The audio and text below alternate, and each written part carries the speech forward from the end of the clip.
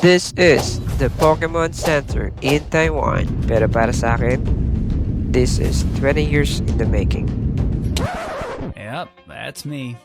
You're probably wondering how I ended up in this situation. Simula nung bata pa ako, mahilig na talaga ako sa Pokemon. Dati, nakikiram lang ako ng Game Boy sa kapitbahay namin. Tapos, kailangan ko pa siyang isauli bago lumubog yung araw. Tapos, yung lola ko, binibilhan ako ng mga Pokemon cards sa palengke. Fake pala sila. Pero I don't care. Masaya na ako basta may Pokemon. Habang lumalaki ako, hindi rin talaga nawala yung Pokemon sa buhay ko.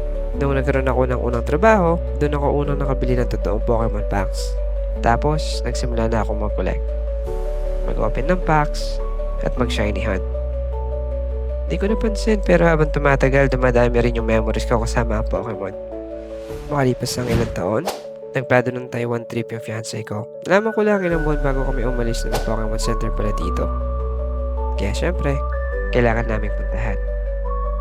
Pagdating namin, hindi rin namin alam kung saan mismo. Ang alam lang namin, nasa building na to siya.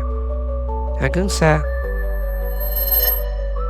nakita na namin Pokemon Center Taiwan. Grabe. Kasi pagkatapos ng lahat ng taon na naglalaro ako, nagko-collect, nandito na talaga ako.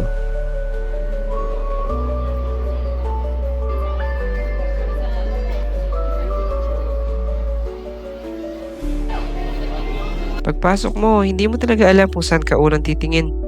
Ang daming plushies, cards, figures, accessories.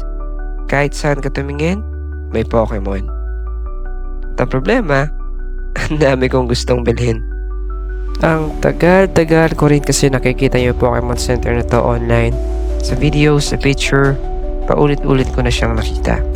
Kaya parang may nabuo na akong idea sa utak ko kung ano yung magiging feeling pag nandito na ako. Pero iba pala talaga. Kasi kahit nakita ko na lahat to online, iba pa rin kapag nandito ka na mismo. It feels surreal.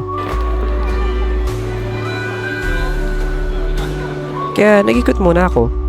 Tinitignan ko talaga lahat kasi hindi naman araw-araw na mapupunta ako dito. Ang daming Pokemon sa paligid. Tapos bawat tingin mo may panibagong makikita. May mga Pokemon na matagal ko nang kilala. Tapos ngayon, nasa harapan ko na.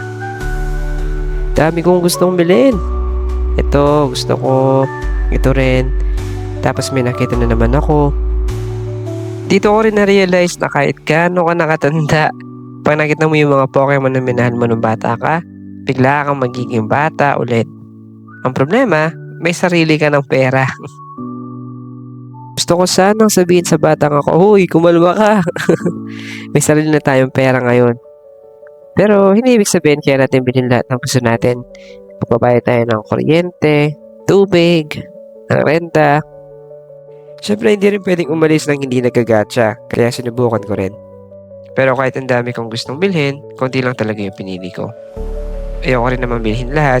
Gusto ko yung mga may uwi ko ay may meaning sa akin. At habang nandito ako, napaisip ako. Dati, sobrang saya ko na sa isang fake Pokemon pack. Ngayon, nandito ako sa Pokemon Center, Taiwan. Siguro, hindi ibig sabihin na paglaki na kailangan mong iwan yung mga bagay na minahal mo nung bata ka. Minsan, kailangan mo lang bigyan ng pagkakataon yung sarili mo na maranasan yung mga bagay na dati, pangarap mo lang.